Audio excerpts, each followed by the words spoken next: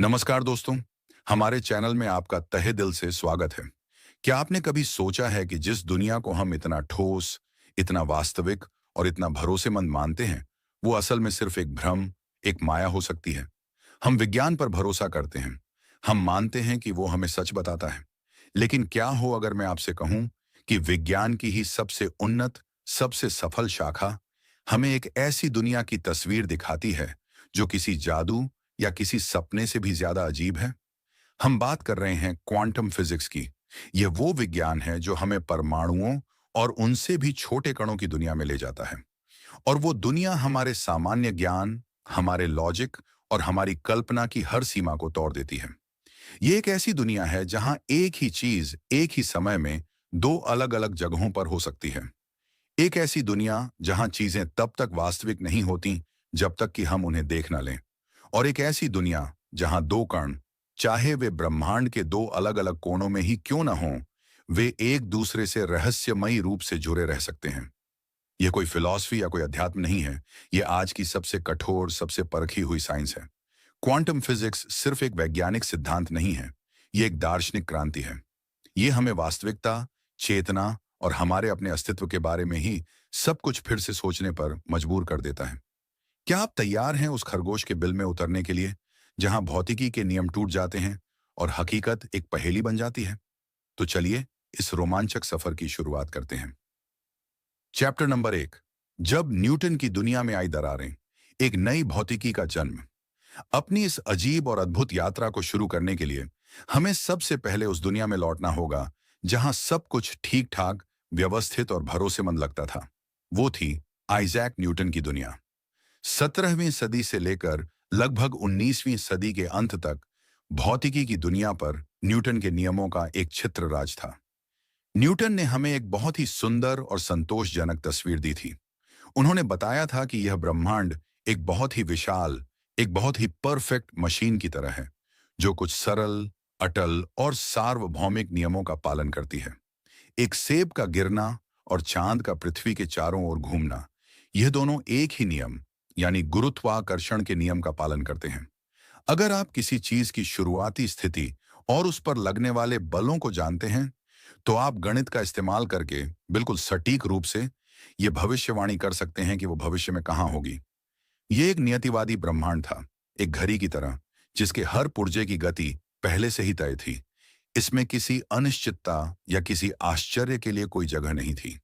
लेकिन 19वीं सदी के अंत और 20वीं सदी की शुरुआत में इस खूबसूरत और व्यवस्थित मशीन में कुछ बहुत ही गंभीर, कुछ बहुत ही परेशान करने वाली दरारें पड़ने लगीं। वैज्ञानिक कुछ ऐसे प्रयोग कर रहे थे जिनके नतीजे न्यूटन की भौतिकी के साथ बिल्कुल भी मेल नहीं खा रहे थे। यह ऐसा था मानो ब्रह्मांड की वो परफेक्ट घड़ी अचानक अजीब, मनमौजी व्यवहार करने लगी हो। इन पहेलियों में से एक थी ब्लैक बॉडी रेडिएशन की समस्या। जब आप किसी चीज को गर्म करते हैं, तो वो प्रकाश के रूप में ऊर्जा का विकिरण करती है। उस समय के सिद्धांत ये भविष्यवाणी कर रहे थे कि एक आदर्श गर्म वस्तु को अनंत मात्रा में ऊर्जा का विकिरण करना चाहिए, खासकर अल्ट्रा वायलेट रेंज में।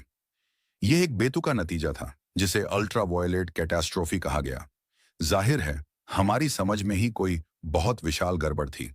और फिर 1900 में मैक्स प्लैंक नाम के एक जर्मन भौतिक विज्ञानी ने इस समस्या का एक बहुत ही अजीब और बहुत ही क्रांतिकारी समाधान पेश किया। उन्होंने कहा कि शायद ऊर्जा, जैसा कि हम हमेशा से मानते आए हैं, एक सतत, एक बहती हुई नदी की तरह नहीं है। शायद ऊर्जा पैकेटों में आती और जाती है, ठीक सिक्कों की तरह। आप या तो एक सिक्का दे सकते हैं, या दो या तीन, आप 1.5 सिक्के नहीं दे सकते। प्लैंक ने ऊर्जा के इन छोटे छोटे अविभाज्य पैकेटों को क्वांटा नाम दिया। यह एक बहुत ही अजीब विचार था, और खुद प्लैंक भी इसे लेकर बहुत सहज नहीं थे। उन्होंने इसे सिर्फ एक गणितीय चाल माना था, लेकिन उन्होंने अनजाने में ही एक ऐसी क्रांति का बीज बो दिया था जो भौतिकी की पूरी दुनिया को हिलाकर रख देने वाली थी। क्वांटम का जन्म हो चुका था। कुछ ही सालों बाद 1905 में एक और युवा और विद्रोही दिमाग, एल्बर्ट आइंस्टाइन ने इस क्वांटम के विचार को और भी आगे ले गया। उन्होंने फोटो इलेक्ट्रिक इफेक्ट की पहेली को सुलझाने के लिए यह साहसिक प्रस्ताव रखा कि शायद सिर्फ ऊर्जा का आदान प्रदान ही नहीं, बल्कि प्रकाश खुद भी इन कणों जैसे पैकेटों से बना है, जिन्हें उन्होंने फोटोन कहा।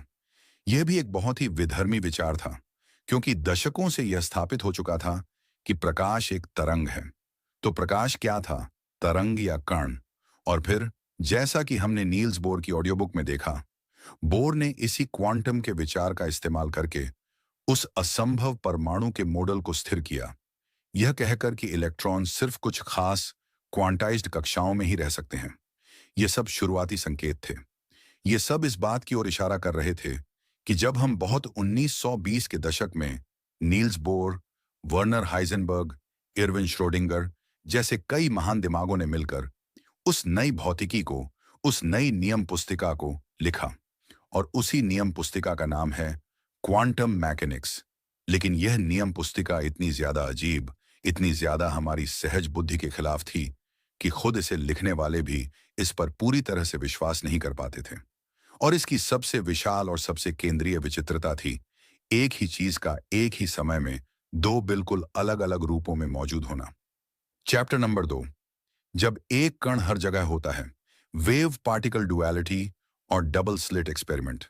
क्वांटम मैकेनिक्स की इस अजीब और अद्भुत दुनिया के केंद्र में एक बहुत ही गहरा, एक बहुत ही मौलिक रहस्य है, जिसे वेव पार्टिकल डुअलिटी या तरंग कण द्वैतता कहते हैं। यह विचार क्वांटम की हर दूसरी विचित्रता की जड़ है, और यह हमारी वास्तविकता की समझ पर सबसे विशाल और सबसे सीधा हमला है। यह विचार क्या कहता है? यह कहता है कि प्रकाश, इलेक्ट्रॉन और हर दूसरा उप परमाणविक कण न तो पूरी तरह से एक कण है और न ही पूरी तरह से एक तरंग।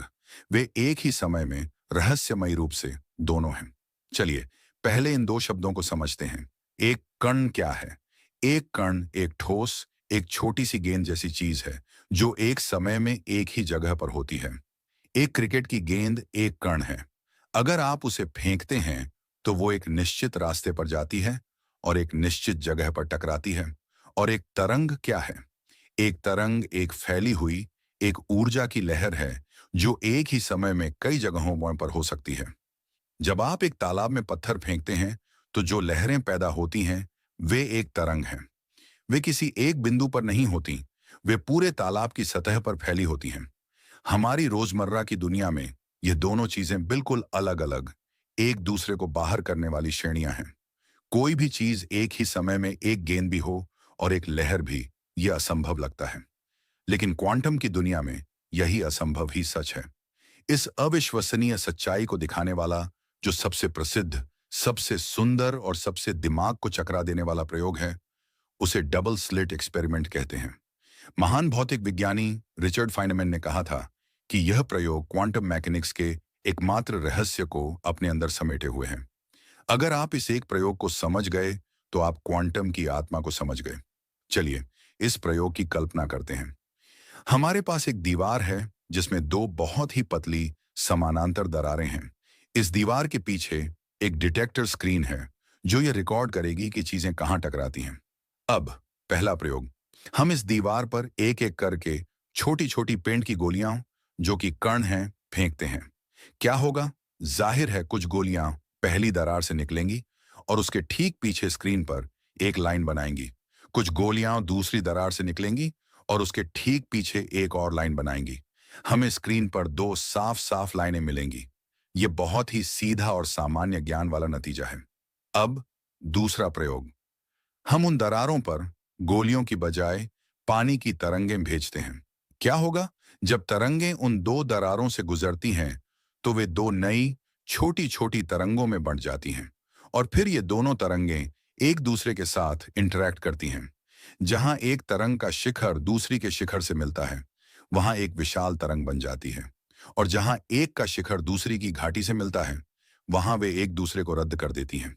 इसे व्यतिकरण कहते हैं, और इसका नतीजा यह होता है कि डिटेक्टर स्क्रीन पर हमें दो लाइनें नहीं बल्कि कई सारी समानांतर लाइनों का एक व्यतिकरण पैटर्न मिलता है, जिसमें चमकदार और अंधेरी धारियां एक के बाद एक आती हैं। यह भी तरंगों का एक बहुत ही स्वाभाविक और जाना पहचाना व्यवहार है। अब आता है तीसरा और असली जादुई प्रयोग। अब हम उन दरारों पर एक एक करके इलेक्ट्रॉन फेंकते हैं। एक इलेक्ट्रॉन तो एक बहुत ही छोटा सा, एक नन्हा सा कण माना जाता है। तो हमें क्या उम्मीद करनी चाहिए? हमें स्क्रीन पर दो लाइनों की उम्मीद करनी चाहिए, ठीक पेंट की गोलियों की तरह। लेकिन और यही क्वांटम का सबसे विशाल आश्चर्य है, जब वैज्ञानिक यह प्रयोग करते हैं तो उन्हें स्क्रीन पर दो लाइनें नहीं, बल्कि एक व्यतिकरण पैटर्न मिलता है, ठीक वैसा ही जैसा तरंगों के साथ मिला था। यह एक दिमाग को हिला देने वाला, एक पूरी तरह से अतार्किक नतीजा है। इसका क्या मतलब है? इसका मतलब यह है कि वो एक अकेला इलेक्ट्रॉन जो एक कण की तरह निकला था, वो एक तरंग की तरह व्यवहार कर रहा है। वो एक ही समय में दोनों दरारों से एक साथ गुजर रहा है और फिर वो खुद से ही व्यतिकरण कर रहा है, ताकि वो स्क्रीन पर एक व्यतिकरण पैटर्न बना सके। ये कैसे संभव है? एक कण एक ही समय में दो जगहों पर कैसे हो सकता है? लेकिन कहानी अभी और भी ज्यादा अजीब होने वाली है। वैज्ञानिकों ने सोचा, चलो हम यह पता लगाने की कोशिश करते हैं कि इलेक्ट्रॉन सच में किस दरार से गुजरता है। उन्होंने उन दरारों पर एक बहुत ही संवेदनशील डिटेक्टर लगा दिया, जो यह बता सकता था कि इलेक्ट्रॉन पहली दरार से गुजरा या दूसरी से। उन्होंने सोचा कि अब तो हमें पता चल ही जाएगा। लेकिन जैसे ही उन्होंने वो डिटेक्टर लगाया, जादू गायब हो गया। व्यतिकरण पैटर्न गायब हो गया और स्क्रीन पर सिर्फ दो लाइनें दिखाई देने लगीं, ठीक पेंट की गोलियों की तरह। ये ऐसा था मानो इलेक्ट्रॉन को पता चल गया कि उसे देखा जा रहा है और उसने एक तरंग होने का नाटक करना बंद कर दिया और फिर से एक सभ्य, व्यवहार कुशल कण की तरह व्यवहार करना शुरू कर दिया। यह प्रयोग हमें क्वांटम मैकेनिक्स के उस सबसे गहरे और सबसे दार्शनिक रहस्य पर लाता है कि देखने का तरीका ही वास्तविकता को बदल देता है। जब हम नहीं देख रहे होते तो दुनिया एक संभावनाओं की तरंग होती है, और जब हम देखते हैं तो वो एक ठोस कण जैसी वास्तविकता बन जाती है। लेकिन इसका मतलब क्या है? और जब हम नहीं देख रहे होते तो चीजें किस अवस्था में होती हैं? Chapter number 3। जब तक आप देखते नहीं, तब तक कुछ भी सच नहीं है। सुपरपोजिशन और श्रोडिंगर की बिल्ली। डबल स्लिट एक्सपेरिमेंट हमें एक बहुत ही बेचैन करने वाले निष्कर्ष पर छोड़ गया था कि जब हम एक क्वांटम कण को नहीं देख रहे होते तो वो एक ही समय में कई जगहों पर एक तरंग की तरह मौजूद होता है। इसी विचार को क्वांटम मैकेनिक्स की भाषा में सुपरपोजिशन का सिद्धांत कहते हैं। यह सिद्धांत कहता है कि जब तक एक क्वांटम प्रणाली को मापा नहीं जाता, तब तक वो अपनी सभी संभावित अवस्थाओं के एक सुपरपोजिशन, यानी एक मिश्रण में एक साथ मौजूद होती है। वो निश्चित रूप से यह या वो नहीं होती, वो एक ही समय में यह भी और वो भी होती है, एक संभावनाओं के धुंधले बादल के रूप में। इसे समझने के लिए एक सरल उपमा का इस्तेमाल करते हैं। कल्पना कीजिए एक सिक्के की, जिसे आप हवा में उछालते हैं। जब तक वो सिक्का हवा में घूम रहा है, तब तक वो ना तो हेड्स है और ना ही टेल्स। वो एक तरह से हेड्स और टेल्स दोनों की एक संभावना की अवस्था में है। और जिस पल वो जमीन पर गिरता है और रुक जाता है, यानी जिस पल माप होती है, उसी पल वो उन दोनों संभावनाओं में से किसी एक एक निश्चित अवस्था, या तो हेड्स या टेल्स को अपना लेता है। क्वांटम की दुनिया भी कुछ ऐसी ही है, बस वहां यह सिर्फ एक उपमा नहीं, बल्कि एक शाब्दिक सच्चाई है। एक इलेक्ट्रॉन, जब तक आप उसे मापते नहीं हैं, तब तक वो सच में एक ही समय में कई अलग अलग जगहों पर और कई अलग अलग गतियों के साथ मौजूद होता है। ये विचार हमारी वास्तविकता की पूरी समझ के लिए एक बहुत महत्वपूर्ण चुनौती है। हम ये मानकर चलते हैं कि चीजों का एक निश्चित अस्तित्व होता है, चाहे हम उन्हें देख रहे हों या नहीं। हमें लगता है कि चांद वहां आसमान में है, भले ही हम रात को सो रहे हों। लेकिन क्वांटम मैकेनिक्स कहता है कि सूक्ष्म स्तर पर ऐसा नहीं है। चीजों का कोई निश्चित गुण तब तक होता ही नहीं है जब तक कि हम उन्हें मापते नहीं हैं। मापने का तरीका ही उस धुंधली संभावना को एक ठोस वास्तविकता में ढालता है। यह विचार इतना ज्यादा अजीब और इतना ज्यादा हमारी सहज बुद्धि के खिलाफ था कि 20वीं सदी के महान भौतिक विज्ञानियों में से एक इरविन श्रोडिंगर ने इसकी बेतुकीपन को दिखाने के लिए एक बहुत ही प्रसिद्ध और कुछ क्रूर विचार प्रयोग डिजाइन किया। इसे श्रोडिंगर की बिल्ली के नाम से जाना जाता है। यह क्वांटम की दुनिया की विचित्रता को हमारी रोजमर्रा की विशाल दुनिया पर लागू करने की एक कोशिश है। श्रोडिंगर कहते हैं, कल्पना कीजिए कि हमारे पास एक बंद बक्सा है। उस बक्से के अंदर एक बिल्ली है। बिल्ली के साथ हमने एक बहुत ही शैतानी उपकरण रखा है। उस उपकरण में एक रेडियोधर्मी परमाणु है। अब क्वांटम मैकेनिक्स के अनुसार रेडियोधर्मिता एक पूरी तरह से संभाव्य प्रक्रिया है। मान लीजिए कि उस परमाणु के 1 घंटे के अंदर क्षय होने की संभावना ठीक 50% है और क्षय न होने की संभावना भी 50% है। अब हमने उस उपकरण को इस तरह से सेट किया है कि अगर वो परमाणु क्षय होता है तो वो एक डिटेक्टर को चालू कर देगा, जो एक हथौड़े को गिराएगा, जो एक जहरीली गैस की शीशी को तोड़ देगा और बिल्ली मर जाएगी। और अगर वो परमाणु अक्षय नहीं होता तो कुछ भी नहीं होगा और बिल्ली जिंदा रहेगी। अब हमने बक्से को बंद कर दिया है और 1 घंटे तक इंतजार कर रहे हैं। 1 घंटे के बाद बक्से को खोलने से ठीक पहले सवाल यह है, बिल्ली की अवस्था क्या है? हमारा सामान्य ज्ञान कहेगा कि बिल्ली या तो जिंदा है या मर चुकी है। हमें बस यह पता नहीं है कि कौन सी। लेकिन अगर हम क्वांटम मैकेनिक्स के नियमों को गंभीरता से लें तो जवाब बहुत ही भयानक और बेतुका है, क्योंकि वो परमाणु जब तक उसे मापा नहीं जाता तब तक वो क्षय हुआ और क्षय नहीं हुआ दोनों ही अवस्थाओं के एक सुपरपोजिशन में है। और क्योंकि बिल्ली का भाग्य सीधे सीधे उस परमाणु से जुड़ा हुआ है, इसलिए बिल्ली भी उसी तरह जिंदा और मर चुकी दोनों ही अवस्थाओं के एक सुपरपोजिशन में एक ही समय पर मौजूद है। यह एक दिमाग को सुन्न कर देने वाला विचार है। एक बिल्ली एक ही समय में जिंदा और मुर्दा कैसे हो सकती है? श्रोडिंगर का मकसद यही दिखाना था कि क्वांटम मैकेनिक्स के नियम जब हमारी विशाल दुनिया पर लागू होते हैं तो वे कितने बेतुके नतीजे देते हैं। उनका मानना था कि इस थ्योरी में ही कोई बहुत विशाल गड़बड़ है, लेकिन कोपेनहेगन व्याख्या के समर्थक जैसे कि नील्स बोर कहते हैं कि नहीं, थ्योरी में कोई गड़बड़ नहीं है, हमारी कल्पना में ही गड़बड़ है। वे कहते हैं कि जिस पल हम उस बक्से को खोलते हैं, यानी जिस पल हम उस प्रणाली को मापते हैं, उसी पल वो सुपरपोजिशन ढह जाता है और बिल्ली उन दो संभावनाओं में से किसी एक, यानी या तो पूरी तरह से जिंदा या पूरी तरह से मृत अवस्था में प्रकट हो जाती है। लेकिन बक्सा खोलने से पहले वो सच में दोनों ही थी। तो क्या यह माप या अवलोकन इतना जादुई है? और क्या यह जरूरी है कि यह अवलोकन किसी सचेत प्राणी द्वारा ही किया जाए? ये वो सवाल हैं जो आज भी भौतिकविदों और दार्शनिकों के बीच एक बहुत महत्वपूर्ण बहस का विषय है। और यह हमें उस सबसे गहरे रहस्य पर लाता है कि क्या हमारी चेतना ही वास्तविकता का निर्माण कर रही है। लेकिन इससे पहले चलिए क्वांटम की एक और उतनी ही जिद्दी सीमा को समझते हैं। चैप्टर नंबर 4, जब जानना ही असंभव हो, हाइजेनबर्ग का अनिश्चितता का सिद्धांत। क्वांटम मैकेनिक्स की इस अजीब और संभाव्य दुनिया में एक और बहुत ही गहरा और बहुत ही मौलिक नियम है जो हमारी जानने की क्षमता पर ही एक अंतिम सीमा लगा देता है। यह नियम हमें बताता है कि कुछ चीजें ऐसी हैं जिन्हें हम कभी भी सैद्धांतिक रूप से भी पूरी सटीकता के साथ एक साथ नहीं जान सकते। यह अनिश्चितता का सिद्धांत है जिसे 1927 में नील्स बोर के प्रतिभाशाली शिष्य वर्नर हाइजेनबर्ग ने पेश किया था। यह सिद्धांत क्वांटम थ्योरी का एक गणितीय परिणाम है और यह शायद इस थ्योरी का सबसे प्रसिद्ध लेकिन अक्सर सबसे गलत समझा जाने वाला हिस्सा है। यह सिद्धांत क्या कहता है? यह कहता है कि क्वांटम कणों के कुछ गुण जोरों में आते हैं जिन्हें पूरक चर कहा जाता है। और इस सिद्धांत के अनुसार आप किसी भी एक जोड़े के दोनों गुणों को एक ही समय में पूरी सटीकता के साथ नहीं जान सकते। आप जितनी ज्यादा सटीकता से एक गुण को जानने की कोशिश करेंगे, आप दूसरे गुण के बारे में उतने ही ज्यादा अनिश्चित हो जाएंगे। इसका सबसे प्रसिद्ध जोड़ा है एक कण की स्थिति और उसका संवेग, यानी उसकी गति और दिशा।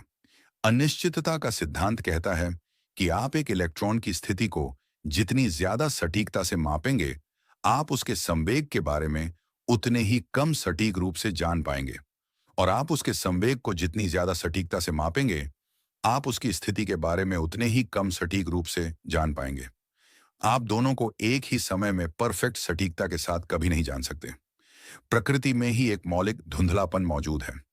यह समझना बहुत बहुत जरूरी है कि यह अनिश्चितता हमारी मापने की तकनीक की किसी कमी या किसी गड़बड़ी के कारण नहीं है। यह हमारे उपकरणों का दोष नहीं है। हाइजेनबर्ग ये नहीं कह रहे हैं कि हमारे पास अभी इतने अच्छे उपकरण नहीं हैं कि हम दोनों चीजों को एक साथ माप सकें। वे एक कहीं ज्यादा गहरी, एक कहीं ज्यादा दार्शनिक बात कह रहे हैं। वे कह रहे हैं कि यह अनिश्चितता वास्तविकता का ही एक अंतर्निहित, एक मौलिक गुण है। एक इलेक्ट्रॉन के पास एक ही समय में एक निश्चित स्थिति और एक निश्चित संवेग होता ही नहीं है।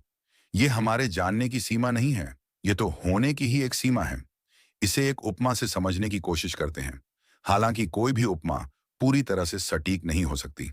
कल्पना कीजिए कि आप एक बहुत ही अंधेरे कमरे में एक बहुत ही छोटी और बहुत ही तेज गति से चलती हुई गेंद को खोजने की कोशिश कर रही हैं। उसे देखने का एकमात्र तरीका है उस पर एक टॉर्च की रोशनी डालना। लेकिन वो गेंद इतनी हल्की है कि जैसे ही आपकी टॉर्च का फोटोन यानी प्रकाश का कण उसे टकराता है, वो उसे एक जोरदार धक्का दे देता है और उसकी गति और दिशा को बदल देता है। तो जिस पल आप उसकी स्थिति को जानते हैं, यानी जब फोटोन उससे टकराता है, उसी पल आप उसके संवेग को अनिश्चित बना देते हैं। और अगर आप उसकी गति को मापना चाहते हैं, तो आपको उसे कुछ देर तक देखना होगा, जिससे उसकी स्थिति अनिश्चित हो जाएगी। क्वांटम की दुनिया में देखने का क्रिया ही बदलने का क्रिया है। आप एक निष्क्रिय दर्शक नहीं हो सकते। यह विचार नियतिवाद के उस पुराने न्यूटन वाले सपने पर आखिरी कील ठोक देता है। अगर हम किसी एक क्षण में ब्रह्मांड के हर कण की स्थिति और संवेग को पूरी सटीकता के साथ जान ही नहीं सकते, तो फिर हम भविष्य की सटीक भविष्यवाणी कैसे कर सकते हैं? हम नहीं कर सकते। भविष्य अपने सबसे बुनियादी स्तर पर खुला हुआ है, अनिश्चित है। हम सिर्फ संभावनाओं की ही बात कर सकते हैं। हम यह कह सकते हैं कि एक इलेक्ट्रॉन के अगले पल यहां होने की 90% संभावना है और वहां होने की 10%। लेकिन हम यह कभी भी निश्चित रूप से नहीं कह सकते कि वो कहां होगा। यह अनिश्चितता का सिद्धांत हमें हमारी अपनी ज्ञान की सीमाओं की एक बहुत ही विनम्र याद दिलाता है। यह हमें बताता है कि ब्रह्मांड के कुछ रहस्य ऐसे हैं जो शायद हमेशा हमारी पकड़ से बाहर रहेंगे। इसलिए नहीं कि हम काफी चतुर नहीं हैं, बल्कि इसलिए क्योंकि ब्रह्मांड खुद ही उस तरह से बना है। यह हमें एक ऐसी वास्तविकता का सामना करने के लिए कहता है जो ठोस, निश्चित और जानने योग्य नहीं है, बल्कि तरल, संभाव्य और कुछ रहस्यमयी है। लेकिन क्वांटम का सबसे विशाल और सबसे डरावना रहस्य तो अभी बाकी था। Chapter number 5। जब दूरी का कोई मतलब नहीं रह जाता, उलझाव का डरावना जादू। अब हम क्वांटम भौतिकी के उस सिद्धांत पर आते हैं जो इतना ज्यादा अजीब, इतना ज्यादा हमारी सहज बुद्धि के खिलाफ है कि खुद अल्बर्ट आइंस्टाइन, जिन्होंने इस पर सबसे पहले ध्यान आकर्षित किया था, उन्होंने इसे एक डरावना, दूरी पर होने वाला एक्शन कहकर इसका मजाक उड़ाया था। यह क्वांटम उलझाव का सिद्धांत है और यह वास्तविकता की प्रकृति के बारे में हमारी सबसे गहरी धारणाओं पर ही सवाल उठा देता है। क्वांटम उलझाव क्या है? यह एक ऐसी घटना है जिसमें दो या दो से ज्यादा क्वांटम कण एक बार एक दूसरे के साथ एक खास तरीके से इंटरैक्ट करने के बाद एक दूसरे से एक रहस्यमयी तरीके से जुड़ जाते हैं। वे एक ही एकीकृत क्वांटम प्रणाली का हिस्सा बन जाते हैं, चाहे बाद में वे एक दूसरे से कितनी भी दूर क्यों न चले जाएं। वे एक तरह के क्वांटम जुड़वां बन जाते हैं जिनका भाग्य हमेशा के लिए एक दूसरे से बन जाता है। चलिए इसे एक सरल उदाहरण से समझते हैं जिसे अक्सर इस्तेमाल किया जाता है। कल्पना कीजिए कि हमारे पास एक ऐसा कण है जो टूटकर दो छोटे छोटे कणों, कण ए और कण बी में बंट जाता है और ये दोनों कण विपरीत दिशाओं में उड़ जाते हैं। अब मान लीजिए कि इन कणों की एक प्रॉपर्टी है जिसे स्पिन कहते हैं और वो या तो ऊपर हो सकती है या नीचे। और हमें यह पता है कि संरक्षण के नियमों के अनुसार अगर कण ए का स्पिन ऊपर है तो कण बी का स्पिन नीचे होना ही चाहिए और इसके विपरीत। अब यहां क्वांटम की विचित्रता आती है। सुपरपोजिशन के सिद्धांत के अनुसार जब तक हम इन कणों को मापते नहीं हैं, तब तक उनमें से किसी का भी स्पिन निश्चित नहीं है। कण ए एक ही समय में ऊपर और नीचे दोनों के एक सुपरपोजिशन में है और कण बी भी उसी तरह ऊपर और नीचे दोनों के एक सुपरपोजिशन में है। अब हम इन दोनों कणों को एक दूसरे से बहुत बहुत दूर ले जाते हैं। मान लीजिए कण ए को हम दिल्ली में रखते हैं और कण बी को हम चांद पर भेज देते हैं। वे दोनों अब भी उसी एक उलझी हुई अवस्था में हैं। अब दिल्ली में मैं कण ए के स्पिन को मापता हूं। जिस पल मैं उसे मापता हूं, उसका सुपरपोजिशन ढह जाता है और वो यादृच्छिक रूप से किसी एक अवस्था को चुन लेता है, मान लीजिए ऊपर। अब सबसे विशाल और सबसे डरावना सवाल आता है, चांद पर मौजूद कण बी का क्या होगा? क्वांटम मैकेनिक्स की भविष्यवाणी है और जिसे अनगिनत प्रयोगों ने सच साबित किया है कि उसी पल, बिल्कुल उसी पल, बिना किसी समय की देरी के चांद पर मौजूद कण बी का सुपरपोजिशन भी ढह जाएगा और वो हमेशा एक 100% निश्चितता के साथ विपरीत अवस्था यानी नीचे को अपना लेगा। ये एक दिमाग को सुन्न कर देने वाली बात है। चांद पर मौजूद कण को कैसे पता चला कि दिल्ली में मौजूद उसके साथी को माप लिया गया है और उसने ऊपर की अवस्था को चुना है? यह सूचना दिल्ली से चांद तक यानी लगभग 4 लाख किलोमीटर की दूरी तुरंत कैसे पहुंच गई? यह तो आइंस्टाइन के रिलेटिविटी के उस सबसे बुनियादी नियम का उल्लंघन करता हुआ दिखता है जो कहता है कि कोई भी सूचना प्रकाश की गति से तेज यात्रा नहीं कर सकती। आइंस्टाइन का मानना था कि यह एक विरोधाभास है और यह साबित करता है कि क्वांटम मैकेनिक्स एक अधूरी थ्योरी है। उनका तर्क था कि कणों का स्पिन पहले से ही तय था, जब वे बने थे, बस हमें वो पता नहीं था। यह ऐसा है मानो मैंने एक जोड़ी दस्ताने लिए, एक को एक बक्से में और दूसरे को दूसरे बक्से में बंद कर दिया और एक बक्सा आपको दे दिया और एक खुद रख लिया। जब आप अपना बक्सा खोलते हैं और उसमें बायां दस्ताना पाते हैं, तो आपको तुरंत पता चल जाता है कि मेरे बक्से में दाहिना दस्ताना है। इसमें कोई डरावना जादू नहीं है, जानकारी पहले से ही वहां थी। आइंस्टाइन का मानना था कि क्वांटम कणों के पास भी ऐसे ही छिपे हुए चर होते हैं। लेकिन, और यही इस कहानी का सबसे महत्वपूर्ण घुमाव है, 1960 के दशक में जॉन बेल नाम के एक भौतिक विज्ञानी ने एक गणितीय प्रमेय विकसित किया और बाद में एलन एस्पेक्ट जैसे वैज्ञानिकों ने उस पर आधारित प्रयोग किए, जिन्होंने यह साबित कर दिया कि आइंस्टाइन गलत थे। वास्तविकता में कोई छिपे हुए चर नहीं है। यह डरावना, दूरी पर होने वाला एक्शन सच में होता है। तो इसका वास्तविकता की प्रकृति के बारे में क्या मतलब है? इसका मतलब है कि वास्तविकता अपने सबसे बुनियादी स्तर पर गैर स्थानीय है। इसका मतलब है कि ब्रह्मांड एक ऐसी जगह नहीं है जहां चीजें सिर्फ अपने आसपास की चीजों से ही प्रभावित होती हैं। यह एक गहरा, एक अविभाज्य संपूर्ण है, जिसमें हर चीज हर दूसरी चीज से रहस्यमयी तरीकों से जुड़ी हुई है, चाहे उनके बीच कितनी भी दूरी क्यों ना हो। यह एक बहुत ही आध्यात्मिक, एक बहुत ही रहस्यवादी लगने वाला निष्कर्ष है, लेकिन यह हमारी सबसे कठोर, सबसे परखी हुई विज्ञान से ही निकल कर आया है। चैप्टर नंबर 6, जब ब्रह्मांड कई हिस्सों में बंट जाता है। मल्टीवर्स की पहेली। अब तक हमने जिस क्वांटम मैकेनिक्स की तस्वीर को देखा है, वो कोपेनहेगन व्याख्या पर आधारित है, जिसे नील्स बोर और वर्नर हाइजेनबर्ग ने विकसित किया था। यह व्याख्या कहती है कि एक क्वांटम प्रणाली माप से पहले सुपरपोजिशन में होती है और मापने का तरीका उस सुपरपोजिशन को ढा देता है और प्रणाली यादृच्छिक रूप से किसी एक निश्चित अवस्था में आ जाती है। यह वेव फंक्शन का ढहना क्वांटम मैकेनिक्स का सबसे रहस्यमयी और सबसे विवादास्पद हिस्सा है। यह काम कैसे करता है और माप या अवलोकन इतना खास क्यों है?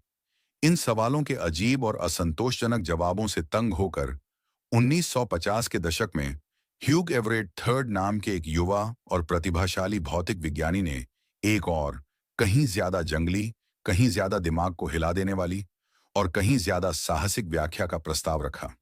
इस व्याख्या को कई दुनिया की व्याख्या कहा जाता है और यह क्वांटम की पहेली को एक ऐसे तरीके से सुलझाती है जो सीधे सीधे साइंस फिक्शन के क्षेत्र में चला जाता है। एवरेट का मूल विचार बहुत ही सरल और बहुत ही सुरुचिपूर्ण है। वो कहते हैं, वेव फंक्शन कभी भी ढहता ही नहीं है, वो सुपरपोजिशन कभी खत्म ही नहीं होता। तो फिर हम हमेशा एक निश्चित नतीजा क्यों देखते हैं? हम क्यों हमेशा बिल्ली को या तो जिंदा या मुर्दा पाते हैं? कभी दोनों एक साथ क्यों नहीं? एवरेट का जवाब है, क्योंकि जिस पल आप माप करते हैं, उस पल यह ब्रह्मांड ही दो हिस्सों में बंट जाता है। चलिए श्रोडिंगर की बिल्ली वाले उदाहरण पर वापस चलते हैं। कोपेनहेगन व्याख्या के अनुसार बक्सा खोलने से पहले बिल्ली जिंदा प्लस मुर्दा की एक सुपरपोजिशन अवस्था में है और जब आप बक्सा खोलते हैं तो वो या तो जिंदा हो जाती है या मुर्दा। लेकिन एवरेट कहते हैं कि नहीं, जब आप बक्सा खोलते हैं तो ब्रह्मांड ही दो अलग अलग शाखाओं में बंट जाता है। एक शाखा में आप बिल्ली को जिंदा पाते हैं और उस ब्रह्मांड में आपकी एक कॉपी यह सोच रही होती है, वाह बिल्ली बच गई। और उसी पल एक दूसरा बिल्कुल समानांतर ब्रह्मांड पैदा हो जाता है जिसमें आप बिल्ली को मुर्दा पाते हैं और उस ब्रह्मांड में आपकी एक और कॉपी ये सोच रही होती है, अफसोस बिल्ली मर गई। इस नजरिए से हर एक क्वांटम घटना, हर एक माप, हर एक चुनाव ब्रह्मांड को लगातार अनगिनत खरबों खरबों समानांतर शाखाओं में बांटता जा रहा है। एक ऐसा मल्टीवर्स या बहुब्रह्मांड है जिसमें हर एक संभव नतीजा कहीं ना कहीं किसी न किसी ब्रह्मांड में सच हो रहा है। एक ब्रह्मांड में आपने आज सुबह नाश्ते में चाय पी, एक और बिल्कुल वैसे ही ब्रह्मांड में आपकी एक और कॉपी ने कॉफी पी। एक ब्रह्मांड में आप ये ऑडियो बुक सुन रहे हैं, एक और ब्रह्मांड में आपने इसे बंद कर दिया है। हर संभावना वास्तविक है। यह एक बहुत ही जंगली और लगभग अविश्वसनीय लगने वाला विचार है। इसके पक्ष में कोई सीधा प्रयोगात्मक सबूत नहीं है, क्योंकि हम उन दूसरे ब्रह्मांडों के साथ संवाद नहीं कर सकते। तो फिर कोई इस पर विश्वास ही क्यों करे? इसके समर्थक कहते हैं कि इसकी सबसे महत्वपूर्ण खूबी है इसकी गणितीय सादगी। यह क्वांटम मैकेनिक्स के उस रहस्यमयी और मनमाने ढाने वाले नियम को ही हटा देता है। यह कहता है कि क्वांटम मैकेनिक्स के समीकरण हमेशा हर जगह बिना किसी अपवाद के काम करते हैं। ब्रह्मांड का यह बंटवारा उन समीकरणों का ही एक स्वाभाविक और अनिवार्य परिणाम है।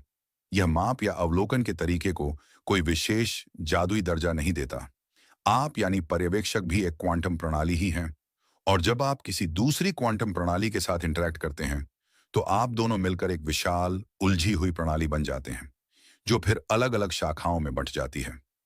कई दुनिया की व्याख्या हमें वास्तविकता की एक ऐसी तस्वीर देती है जो हमारी कल्पना से भी कहीं ज्यादा विशाल और कहीं ज्यादा अजीब है। यह हमें यह सोचने पर मजबूर करती है कि मैं का मतलब क्या है।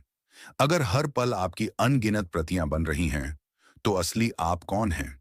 यह विचार, चाहे वो सच हो या ना हो, हमें एक बहुत ही गहरा दार्शनिक सबक सिखाता है। यह हमें संभावनाओं की अनंतता की याद दिलाता है। यह हमें बताता है कि हमारी जिंदगी सिर्फ एक सीधी सादी कहानी नहीं है। यह अनगिनत रास्तों का एक बगीचा हो सकता है। यह हमें हमारे हर चुनाव के वजन का भी एहसास कराता है। हर चुनाव, चाहे वो कितना भी छोटा क्यों ना हो, एक नई दुनिया को जन्म दे रहा है। चैप्टर नंबर 7, जब हकीकत एक प्रोग्राम बन जाती है। क्वांटम कंप्यूटिंग और सूचना का युग। अब तक हमने क्वांटम भौतिकी के गहरे और अक्सर बहुत ही अजीब लगने वाले दार्शनिक पहलुओं की बात की है। यह सब सुनना बहुत ही दिलचस्प है, लेकिन आप में से कुछ लोग शायद ये सोच रहे होंगे कि इस सब विचित्रता का, इस सुपरपोजिशन और इस उलझाव का हमारी अपनी वास्तविक व्यावहारिक दुनिया से क्या लेना देना है। और इसका जवाब है बहुत कुछ।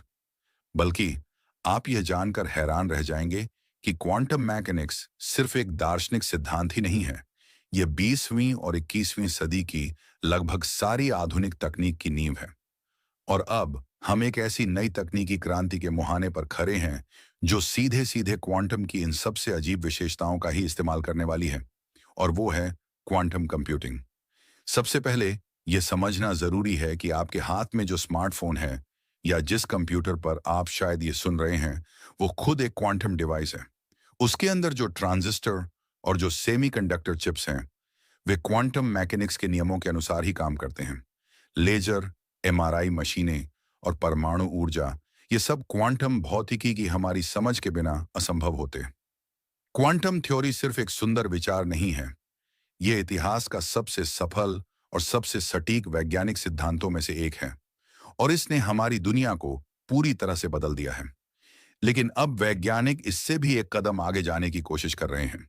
वे सिर्फ क्वांटम के प्रभावों का इस्तेमाल ही नहीं करना चाहते, वे क्वांटम की सबसे अजीब और सबसे जादुई विशेषताओं यानी सुपरपोजिशन और उलझाव को ही सीधे सीधे गणना करने के लिए इस्तेमाल करना चाहते हैं। यहीं से क्वांटम कंप्यूटिंग का विचार आता है। एक पारंपरिक क्लासिकल कंप्यूटर कैसे काम करता है? वो बिट्स पर काम करता है। एक बिट जानकारी की सबसे छोटी इकाई है, और वो दो में से किसी एक अवस्था में हो सकती है, या तो 0 या 1।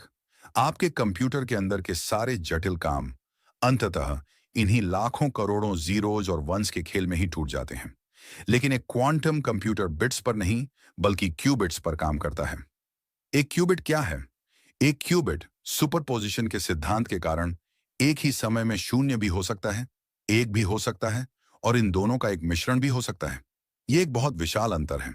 अगर आपके पास दो क्लासिकल बिट्स हैं, तो वे एक समय में सिर्फ 4 में से किसी एक अवस्था में हो सकते हैं। लेकिन अगर आपके पास दो क्यूबिट्स हैं, तो वे एक ही समय में उन चारों अवस्थाओं के एक सुपरपोजिशन में हो सकते हैं। और अगर आपके पास 3 क्यूबिट्स हैं, तो वे एक ही समय में 8 अवस्थाओं में हो सकते हैं।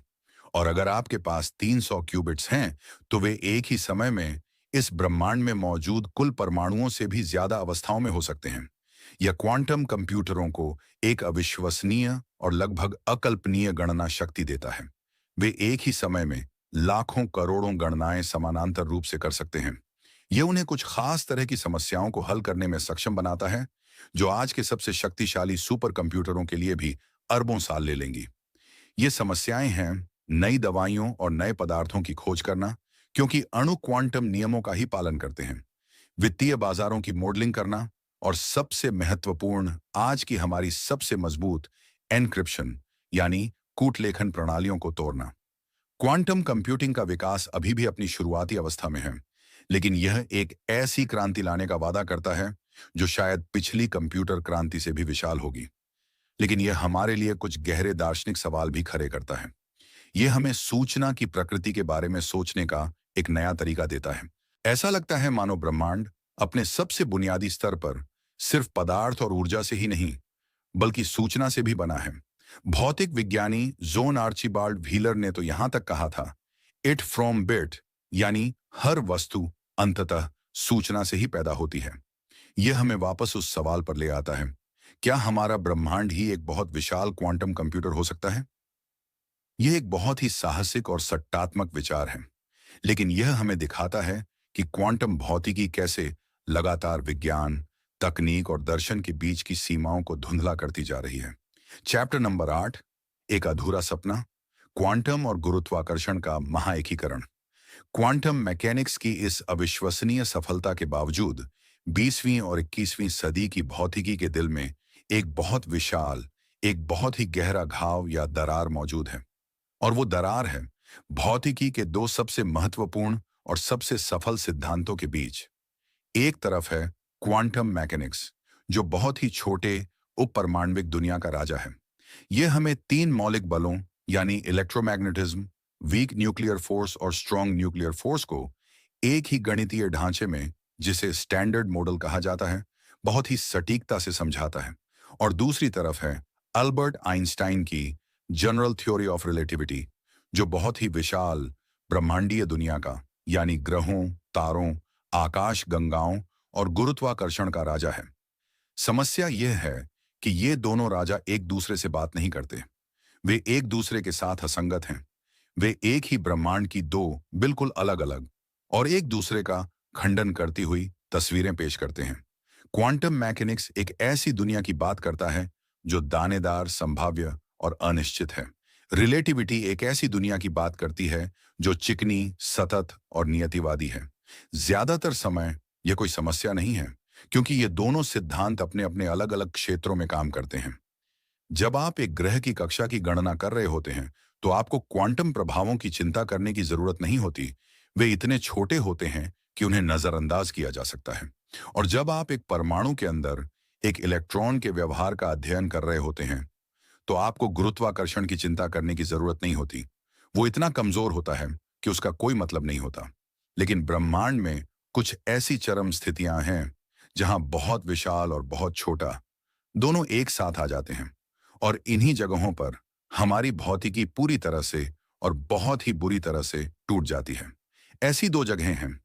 पहली है एक ब्लैक होल का केंद्र, जिसे सिंगुलैरिटी कहा जाता है, जहां एक बहुत ही विशाल द्रव्यमान एक बहुत ही छोटे से बिंदु में सिकुड़ जाता है। यहां गुरुत्वाकर्षण भी बहुत मजबूत है, यानी रिलेटिविटी का क्षेत्र, और पैमाना भी बहुत छोटा है, यानी क्वांटम का क्षेत्र। हमारी दोनों थ्योरी यहां एक साथ काम नहीं कर पाती। और दूसरी और सबसे महत्वपूर्ण जगह है स्वयं ब्रह्मांड की शुरुआत, यानी बिग बैंग। बिग बैंग के पहले क्षणों में पूरा का पूरा ब्रह्मांड एक बहुत ही छोटे, बहुत ही घने और बहुत ही गर्म बिंदु में समाया हुआ था। उस स्थिति को समझने के लिए हमें एक ऐसी थ्योरी की जरूरत है जो क्वांटम मैकेनिक्स और जनरल रिलेटिविटी दोनों को एक साथ मिला सके। इसी एक अंतिम एकीकृत सिद्धांत की खोज को भौतिकी का पवित्र ग्रेल माना जाता है। इसे क्वांटम ग्रेविटी की थ्योरी या थ्योरी ऑफ एवरीथिंग कहा जाता है।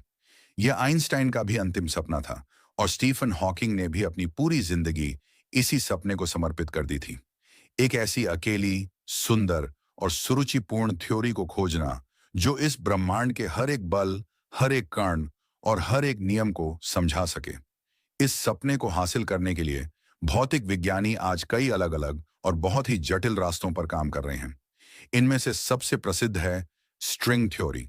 स्ट्रिंग थ्योरी कहती है कि ब्रह्मांड के सबसे बुनियादी घटक कण नहीं, बल्कि स्ट्रिंग्स यानी ऊर्जा के बहुत ही छोटे, एक आयामी, कंपन करते हुए धागे हैं।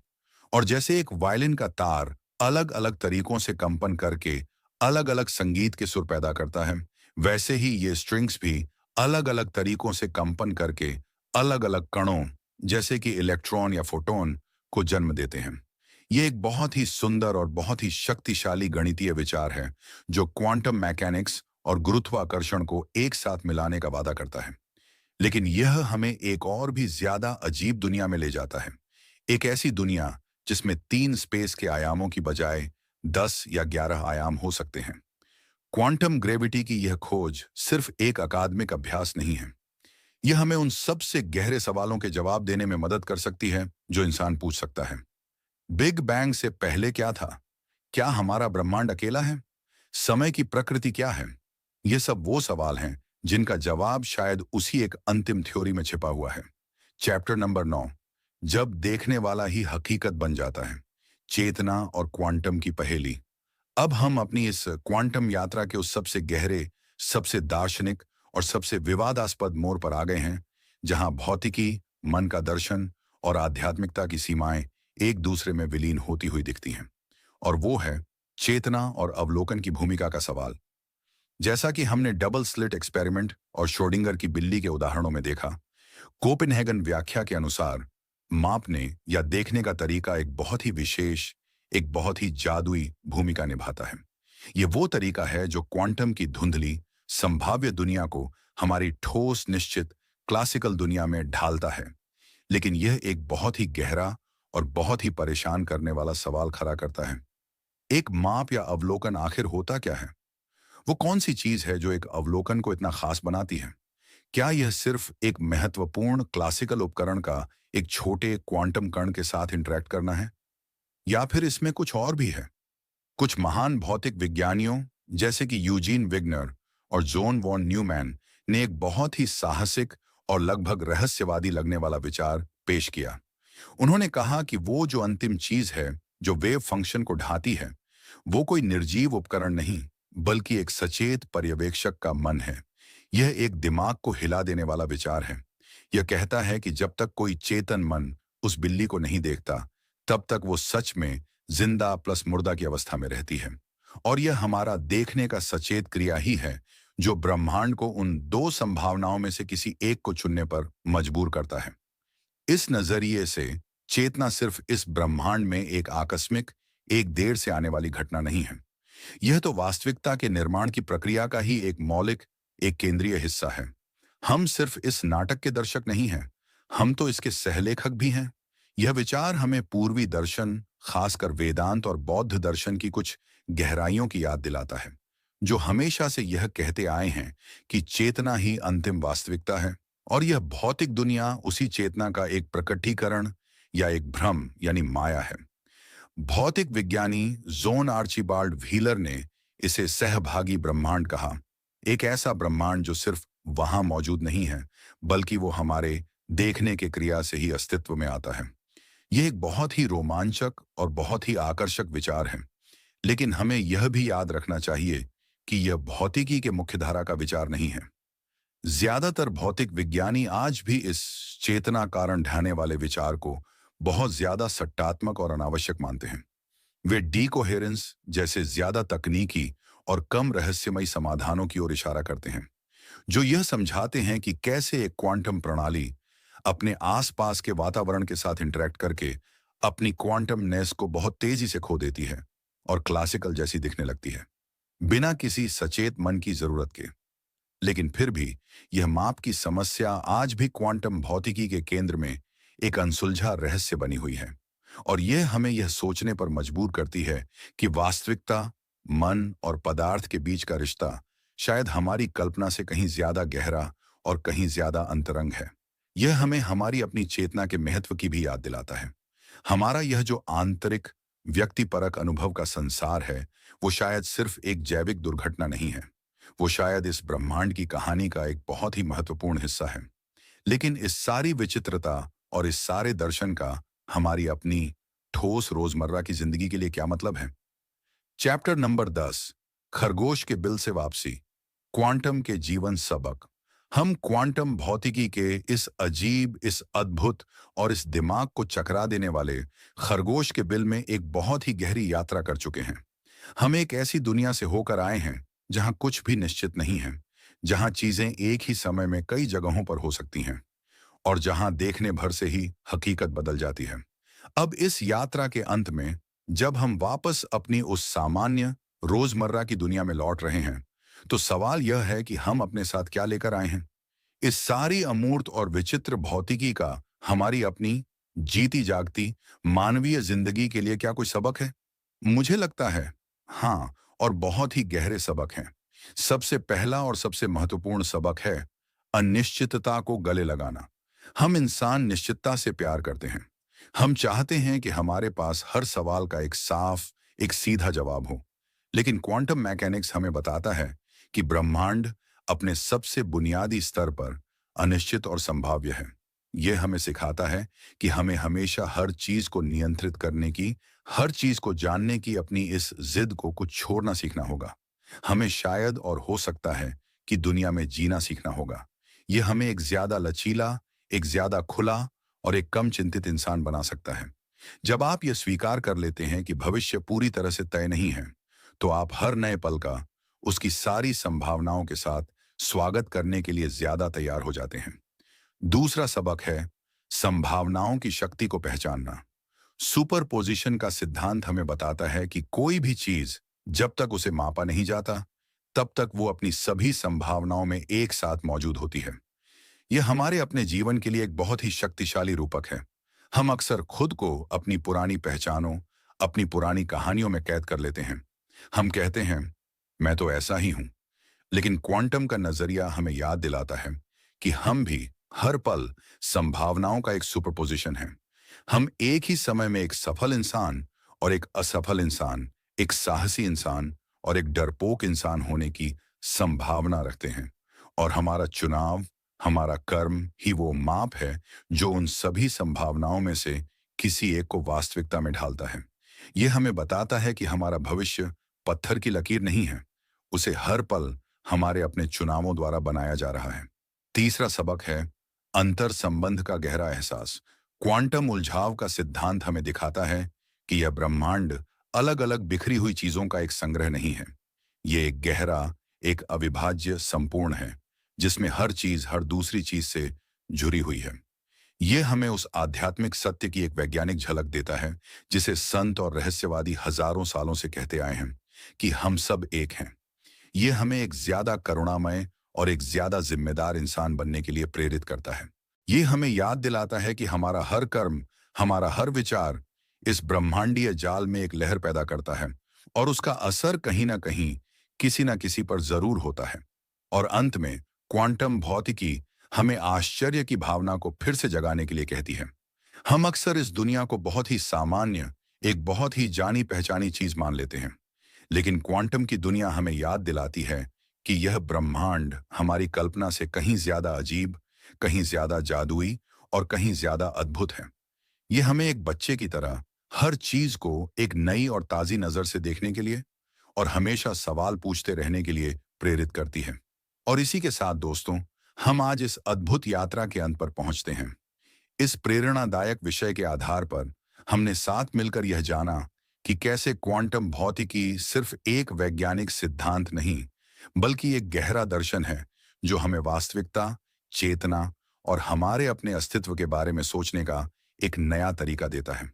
मुझे उम्मीद है कि इस ऑडियो बुक के जरिए हमने जो कुछ भी सीखा है वह सिर्फ सुनने तक ही सीमित नहीं रहेगा, बल्कि आपके जीवन का मार्गदर्शन भी करेगा। याद रखिएगा, यह ज्ञान केवल जानकारी नहीं है, बल्कि आपके भीतर की अपार क्षमता को जगाने की कुंजी है।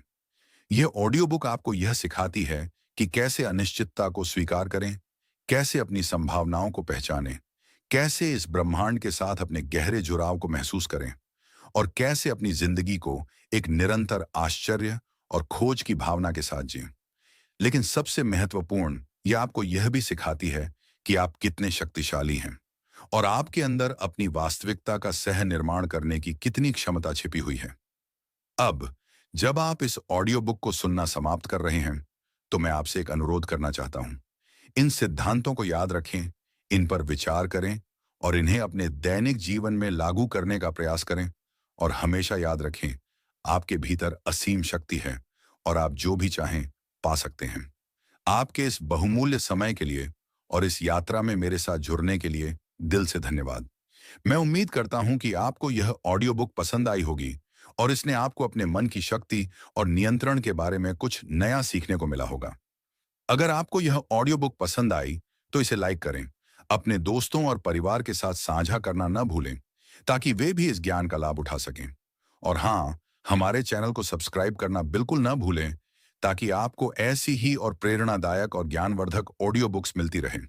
और हाँ, अपनी प्रतिक्रिया हमें कमेंट में जरूर बताएं। आपके विचार और सुझाव हमारे लिए बहुत ही ज्यादा महत्वपूर्ण हैं और हमें भविष्य में और भी बेहतर ऑडियो बुक्स बनाने में मदद करेंगे। तो कृपया कमेंट सेक्शन में अपनी राय जरूर दें। हम जल्द ही एक और नई ऑडियो बुक के साथ वापस आएंगे। तब तक के लिए अपना ख्याल रखिए, सीखते रहिए और हमेशा अपने लक्ष्यों की ओर आगे बढ़ते रहिए। याद रखें, आपके सपने सच हो सकते हैं।